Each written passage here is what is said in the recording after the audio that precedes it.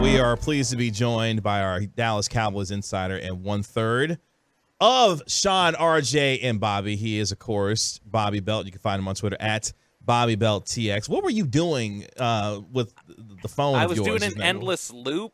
So basically, I was trying to Inception it. So like, I took my camera, or I've got the screen up, right, and so like you'll see here, I'm gonna put it up to the iPad here, and it's just gonna create this nonstop loop of me putting the phone up. That's the screen, like because there's a delay. Yeah. Do you see how trippy that is? Yep. And it'll just do it into infinity. Okay, all right. You can see that live on Twitch at twitch.tv/Dallas It's a good Fan effect. Cam. It's a good effect. And on YouTube as well. Search 105 through the fan on YouTube. Hit the subscribe button while you're there. Text line 877-881-1053. Little Ask Bobby here on his final night in Oxnard, California. What time y'all heading back tomorrow, by the way?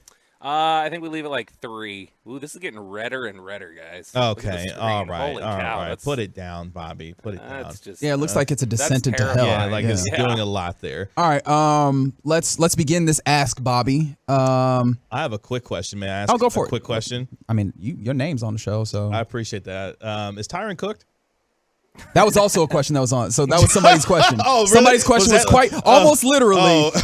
Has Father Time caught 77 or is 11 that good? So like you took somebody's question. Oh, I'm sorry because let's just put a little context behind it because from time to time Tyron gets whooped in practice. I mean, everybody gets got. Like nobody's perfect. Yeah, from time to time. But I feel like for some reason this year Micah been whooping Tyron in practice on a continuous basis. It seems like since they put the pads on. Is that am I wrong about that? No, but see, that happened last year too. He was getting whooped in practices by Dorrance Armstrong and other guys before he got hurt. And then when he came back, he was not great. And that was coming off of the end of the 21 season where he was not great against San Francisco. So I don't know. I think it's just we've had limited capacity to be able to see him. I don't think he is I don't think he's one of your 2 best tackles on the team, to be honest. Oh my! Okay. I think Tyler and Terrence are better, more consistent players right now at the tackle spots, and he's not what he once was, and it's even more than that.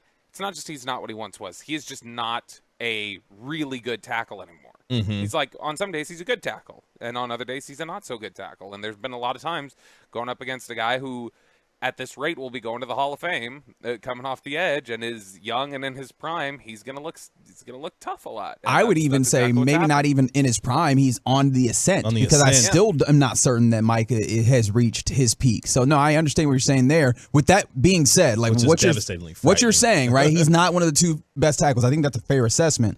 Then that raises the question: is the way that they're probably going about the offensive line a reasonable one, moving Tyler Smith back into left guard? So I could see their rationale being Tyron is not one of our 2 best tackles, but Tyron playing left tackle and Tyler playing left guard is better than Tyler playing left guard or left tackle and whoever we would then plug into left guard. Yes. And so I could see them saying, even though he's not one of our 2 best tackles, he is one of our best combination of 5 players on the offensive line. I could see them saying that, and there's probably an argument that you could make for that.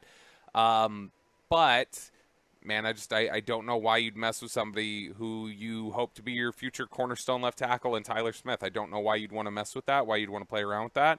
And it's made all the more complicated, though, of course, by the fact that Zach Martin's not here.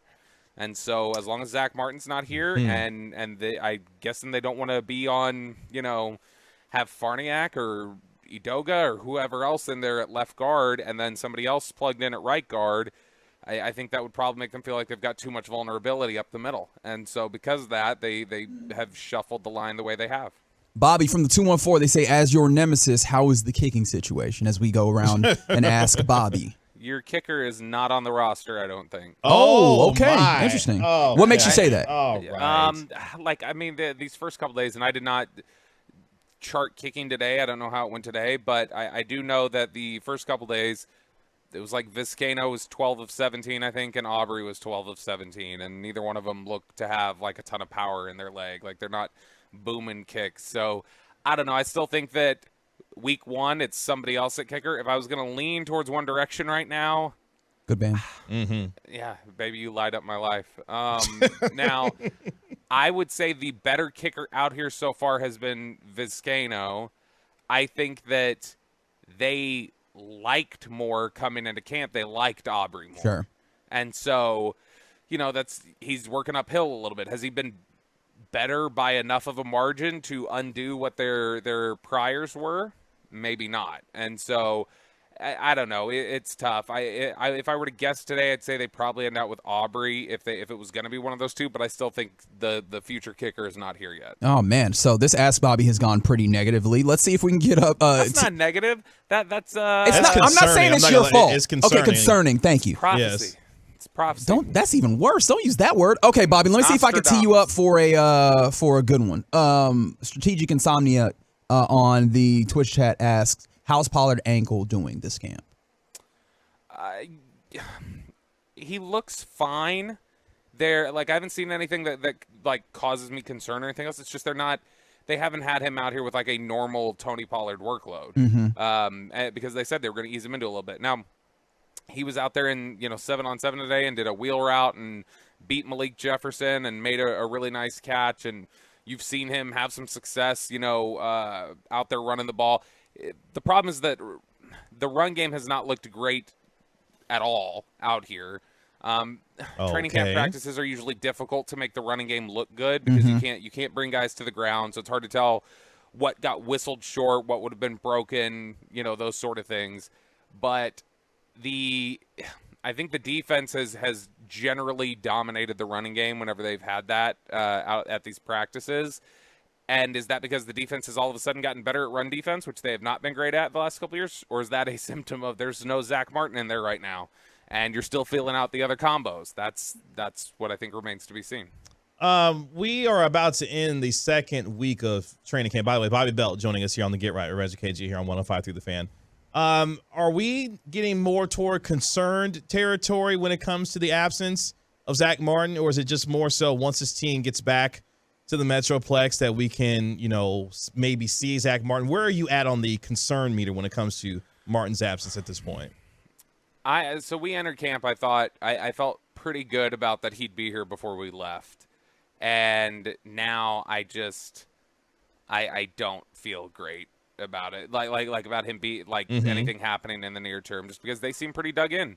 And I don't know where the evolution comes from, because the chatter out there was that they didn't want to have to go too deep into this without him in their right guard. They wanted to get this cleaned up. I think it's just proving to be a wider gap than they had initially thought that was between them, or what they'd be able to figure out. But look, we've thought that the Dak contract got announced 2 days after a lot of people felt like this may never get done. DeMarcus Lawrence was on the verge of just, okay, trade me, and then his deal got done. So, there's a lot of bluster that occurs in these sorts of things, but right now, he's not here, and he doesn't seem like he's close to being here. I know he's back in Frisco. He's working. He's staying ready. But as of now, it may be a situation where they get back to Frisco for camp before anything else can really progress there. All right, we're asking Bobby here. Someone asked, how's Mozzie Smith looking? We already kind of talked about that. You said he's, basically doing his job and maybe not flashing in a big way, but he's not getting beat, right? That a fair way to assign? Yeah, he's not getting, washed or anything. He's not getting cleared out of the running game. He's not ending up on the ground. That's what you don't want to see. You don't want to see, because a lot of times you'll see young defensive linemen come in here and they end up on the ground. All right, but how is the tight end group looking? Because obviously Schoonmaker hasn't been able to get out there in a real way, but how is the rest of the tight end group looking? Anonymous. I mean, not bad. Sure. But I mean, just not flashing. Like just kind of. I mean, Ferguson had a good rep today in run blocking on Micah. And that was impressive. He's had a couple of good reps in the past game, but I mean, Peyton Hendershot, haven't noticed him a ton. Princeton Fant, the undrafted free agent, not a lot there that I've noticed. Honestly, the only guy that I've noticed occasionally in the passing game of like, oh, nice catch, or oh, got open, has been Sean McEwen. But overall, just kind of anonymous. They haven't done a lot of work, it feels like, in team period, working the ball to the tight ends. As we continue our Ask Bobby here on the Get Right with Reggie KG here on 105.3 The Fan. Again, as you get ready to come back to the Metroplex, give me for you what has been the most surprising aspect of camp, positively or negatively, and then the most disappointing aspect of camp from this group so far. The most positive. I think the fact that CeeDee Lamb continues to progress the way that he has, and that he's showing that I think he is a true alpha at the position, and he's somebody who is going to get his like, you know how Devontae Adams has reached this point where it's like, it does not matter the quarterback, it does not matter the scheme, he's going for his. Yeah. Like there's a sense with CD, I think that like he's gonna get his regardless of if the scheme is good, the scheme is bad, the quarterback's good, the quarterback's bad, he's still gonna go out there and put up 7-110 and a touchdown, it feels like, every week. There's nobody that can guard him out here. And so that's something that stood out. That's a big positive, I think, for me. Also, just I do think the communication has gotten better. And you're hearing Dak be very vocal out here at these practices talking to guys and telling them, like, hey, this is what I need. This is what we got to do here. So that's all a positive. The biggest negative so far, you know, I guess it's that I still don't have a good sense for how stable the offensive line is. And in terms of just the combinations that they have there, what's going to be available to them. And there have been too many practices, it feels like, where the pass rush is able to just wreck shop. And not just Micah. I mean, at times it can be, you know, interior pressure. Jonathan Hankins has had some really good practices lately where he's you know, really broken through and shown some flash. DeMarcus Lawrence, same sort of way. Dante Fowler has had a good camp. Oso Digizua has broken through a few times. So that's a little bit chippiness with him today and Tyler Biadasz. Yeah, Tyler Biadasz has gotten into it a few times, and that's interesting. I don't think I've ever seen him mix it up, and there have been a few times he's been very vocal. On that video I tweeted today, you can hear a few expletives that Shady McCoy will probably be talking about tomorrow and just not approving of at all. But, you know, that's probably my biggest concern right now is I don't know how much confidence I can have in what's going on with the pass protection. All right, Bobby, real quick. We have maybe a minute or so. Can we go through some rapid fires, okay? Sure. Is it looking like Deuce Vaughn to be on the 53-man roster? Yes, I think so.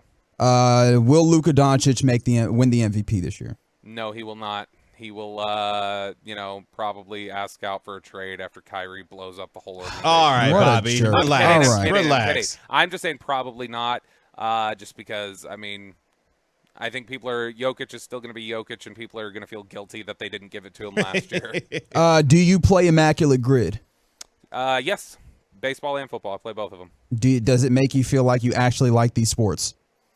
Yes, but I do sometimes get so angry when like a Kansas City Royal pops up in the grid, or like I realize quickly, like, man, I guess I don't really know how many Cincinnati Bengals have played for other teams or something. Like, there's always some team there. I feel like there's always one square that really gets me stuck, and maybe I'll think like, oh yeah, that guy played for him, and I'll put an answer, and then it's like I have no idea where I got in my head that guy played for the Bengals and the Steelers or something, but it's in my head for some reason. Yeah, thanks for nothing, Orlando Magic. Why don't you go to the Jerry Jones Nobu party?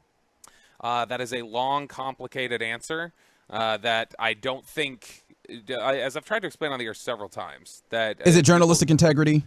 No, it's more complicated than that. He's scared of Jerry. Okay, fantastic. No. It's it's a long story. Basically, what it boils down to, I think, is the climate is a weird one for me professionally, of like radio side and also writing side and beat side, and then also like socializing and drinking, but also, stop down, put your drink down, listen, start recording, and like just the work social it's just a very odd dynamic in there that I don't think I would necessarily thrive in, and thus I think I would be at a disadvantage. I respect it. And finally, it's a little bit of a staple for the nighttime show as currently constituted. How old is KG? Do you know?